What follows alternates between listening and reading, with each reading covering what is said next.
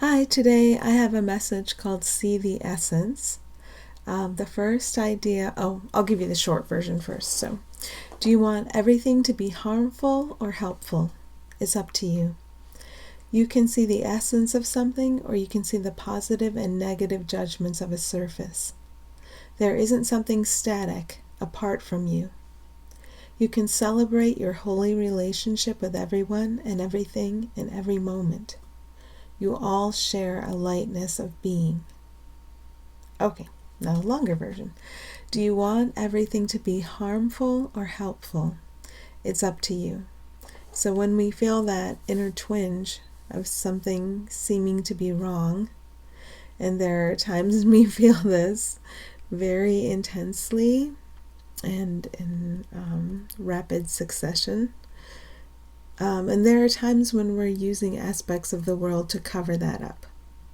So when it's very intense for you, you can kind of congratulate yourself, like, okay, I'm letting myself look upon my state of mind as it is. I haven't been using judgments of things I call other to cover up terror. Isn't that cheery? So when the terror surfaces, or just very intense emotion in any form, then it's surfaced and you can deal with it and you can make that decision.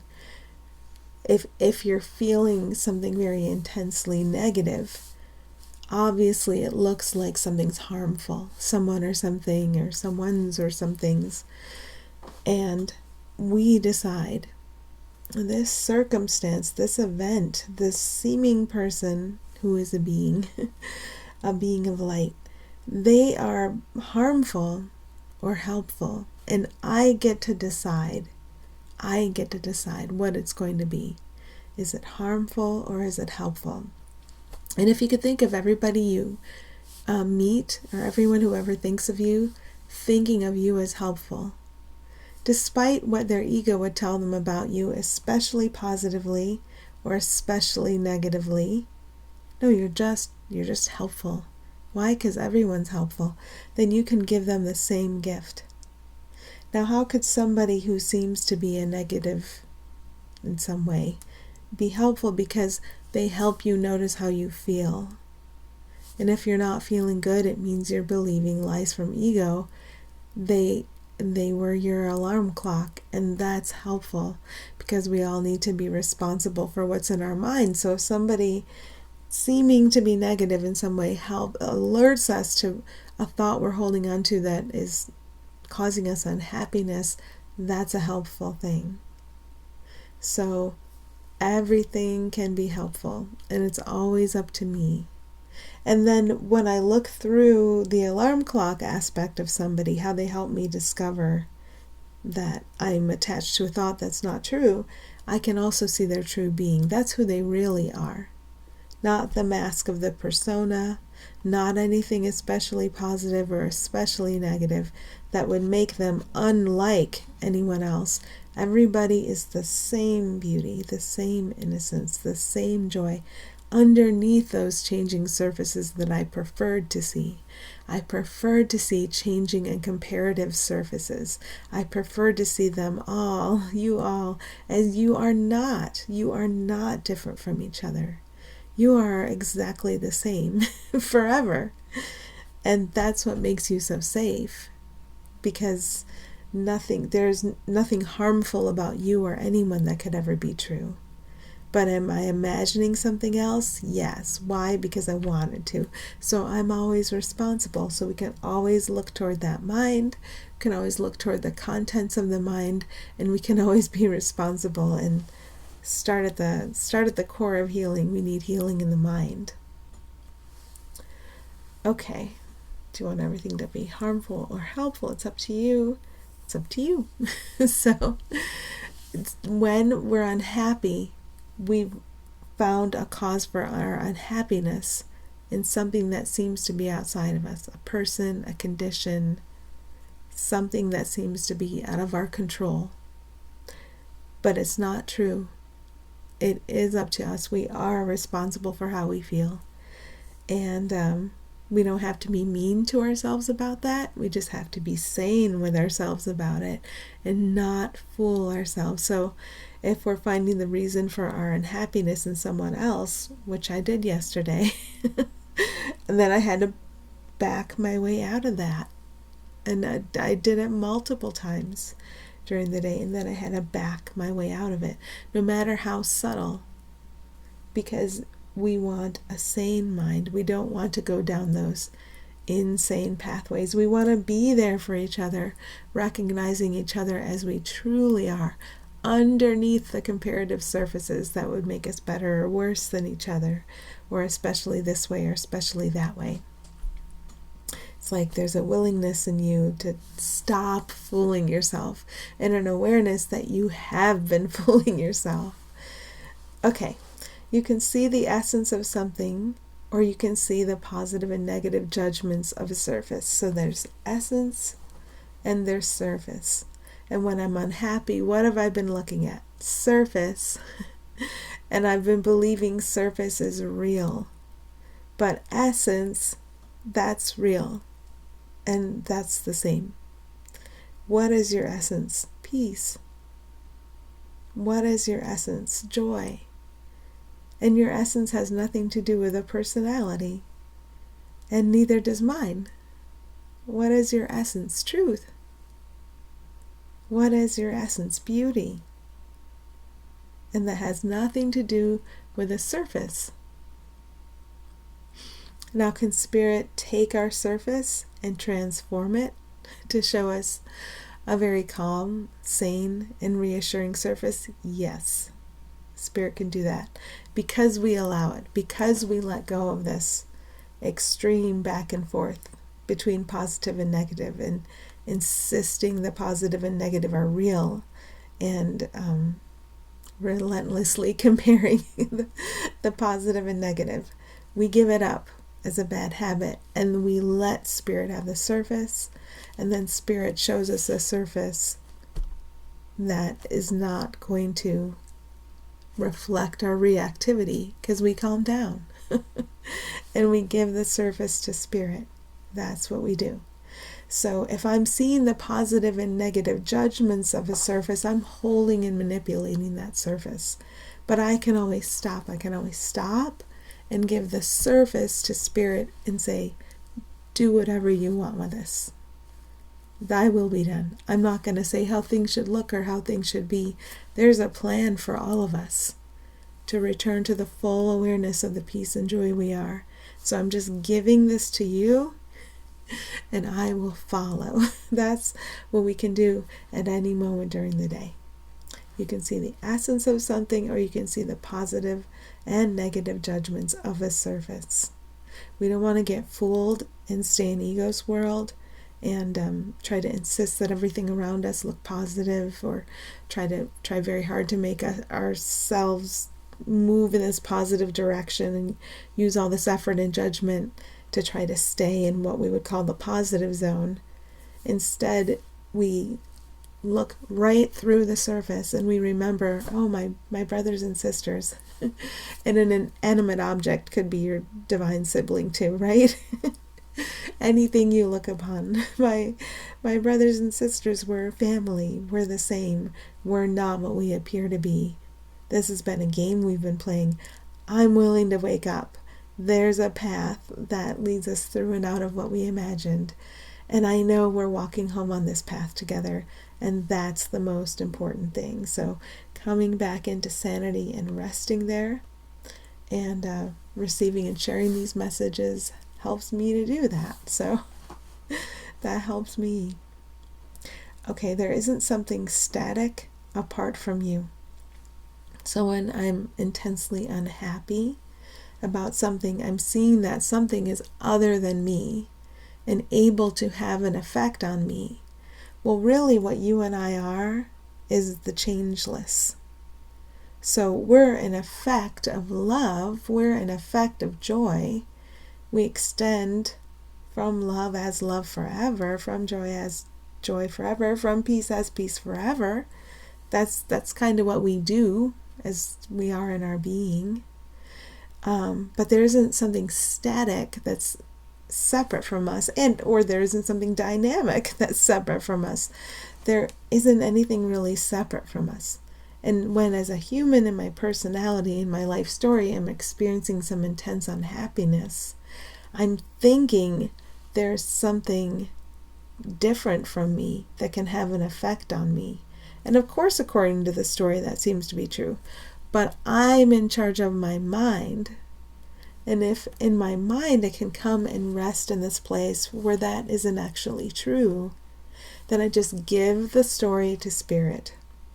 And Spirit gives me the thoughts that will lead me through and out of the story. So I don't have to try to struggle within the story to make the story go this way or that way.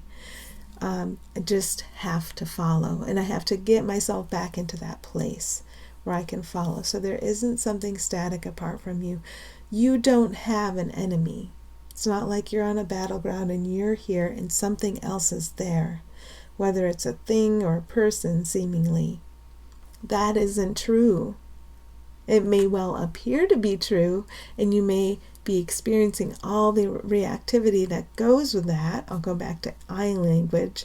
I may be experiencing all the reactivity that goes with that, but I have another place to go now. I can go deep into the mind, and I can rest, and I can remember I can be led through and out of this story by what joins us, by what is the same about us both. And I can hold you in my mind and see how deeply loved and cherished you are, and how you're guided and led too. And I can realize as a personality, I don't know what is happening. I don't know anything about anything, but I don't have to, because I can be led, and everyone around me can be led. Okay, you can celebrate your holy relationship with everyone and everything in every moment. So nothing is excluded. And coconut comes to mind for me because I have a belief that I don't like it. And if I should taste it, I react to it. But in another context, I believe I like it. If there's a coconut scented lotion, I believe I like it. If there's a coconut taste, I believe I don't like it, and then I get reactive. Is this a big deal? Not really, but everything's an opportunity to practice, and even with the minor reactivity, I can practice. Does it mean I force myself to eat coconut? No, but I can enter a moment of the ridiculousness of trying really hard to avoid it, and like believing in it, like my religion, that if it should touch my tongue, I'll be offended. I can just look at that and relax out of it. And it doesn't mean I have to force myself to eat coconut. I can just look at anything at any moment and remember, this is just how it appears. And I'm giving a coconut a power over me it never had. We only have power together. And that's true of any seeming persons who are actually beings. That's true of anything you see currently as separate. You're in relationship with it, and it's not an adversarial relationship. You're in a holy relationship. And at any moment that you want to remember that, you can. So if it seems that things are adversarial with someone you see in your life or someone you think of in your life, doesn't matter if the person is seemingly dead or alive, if something adversarial comes to mind, you can come into a moment of awareness that you'd like to see your actual relationship with them as it is, as you are two beings, not persons. And you can be shown that. You can be shown what that relationship is. And then you can let every thought you have come from that holy place where you're in a holy relationship with everyone and everything, all the time, forever, unending. These relationships we seem to have that are they're physical, one body to one body, seem to end. But we do have a sense, oh no, and I still have love for this person who seems to be dead. We still have that idea. Well, we can recognize that relationship as it actually is. It's eternal. Love connected to love forever. So you can celebrate your holy relationship with everything, everyone and everything in every moment. If you're not celebrating, you're contracting into something. When we're contracting into something, we're trying to find some safety in something separate. And we can look at that. We can see what thought we're believing. And we can rest and expand out into, actually, I have a holy relationship with everyone and everything, even if I'm not seeing and experiencing it right now. And I'm willing to be shown. I'm willing to be led. I don't know anything about anything when it comes to the world of change, the world of things being this way and that way. I don't know. My character may seem to know. My character may know mathematics and have skills and and all this stuff, which is fine. But let me not get carried away with that. Spirit can use any skill we believe we have, but the whole point is to get led through and out of the story we made up together. We're walking each other home together. You all share a lightness of being. So when we're feeling a contractedness, a heaviness, that's not who we are. And if we have a simple willingness to remember who we are with everyone and everything, it's very simple. You just go into that willingness. Somehow I'm all messed up. If you're in a point of contractedness, you're definitely wrong, and be glad you're wrong, because you wouldn't want to be right about this heaviness, about this distress. You wouldn't want to be right that there's a reason to feel that way. You'd want to be right that there's a reason to relax, and there's something to relax into, and that there's something to trust. Well, eternally there is. There is a reason to relax. There is something to relax into, and there is something to trust. And that goes for everyone. And what we relax into is what we share. What we share is a lightness of being. We can put this lightness of being in charge of everything. It's not us as a personality. We go back to thy will be done. There's already a plan to conduct us through and out of our nightmare. And we just seem to follow it. We open up to what we are and we let it conduct us through and out. We've imprisoned ourselves, but it's been an imaginary prison, and you can decide to be let go. You can decide to let your imaginary prison fall down around you. It doesn't keep you safe. You, joined with everyone and everything, are that safety. You are that thing you're trying to extract out of time and space, and you'll never be able to get it. You might be able to get a temporary impression of a time and space based safety, but it's temporary and it can always be threatened or destroyed.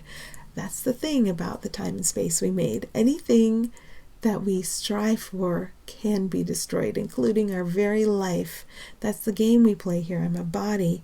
The body will be destroyed. It's temporary. I'm temporary. You're not temporary. You're eternal. And everyone and everything, the essence of what it is eternal. The objects will pass away because we'll stop hallucinating. Not because they'll rot or something.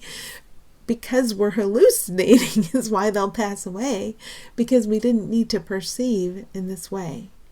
We did, we chose to, but it's not necessary, and we can let it go. And instead of having it just end, we get conducted very kindly through and out of the insanity we made using thought. And we don't have a reason to feel guilty about it, but we have every reason to relax into what is here to lead us through and out of our nightmare together, and we all go together. So you all share a lightness of being. Remember that during the heavy times, that this lightness of being somehow is what is real. And while you might be out of touch with it in a particular moment, having a willingness to see it and to experience it is all you need. That opens up that conduit in your heart that lets you be led, and you will be given thoughts. As long as you don't insist upon ego's thoughts being the right ones. because ego's still sending us a fresh supply of thoughts based on our past ideas about everyone and everything. And the ego's thoughts say, I'll organize this, I'll keep you safe, this is what's wrong, this is what's right, this is what's especially good, this is what's especially bad, I'll be in charge of this. And fine. Okay, we're going to feel it when we're letting ego be in charge. We're going to feel it as stress. And if we remember that actually what we share can lead us through and out of our nightmare, and we share this lightness of being, we learn to trust it. Gradually, we learn to trust it, and then we relax, and then we start trusting each other because we see, oh, what's real about you is not the surface I've projected upon you that can change this way and that way. What's real about you is this benign, beautiful, loving, joyful lightness of being. Thank goodness, that's what's real about you. So here's to seeing what's real in each other today, in ourselves, and happy healing.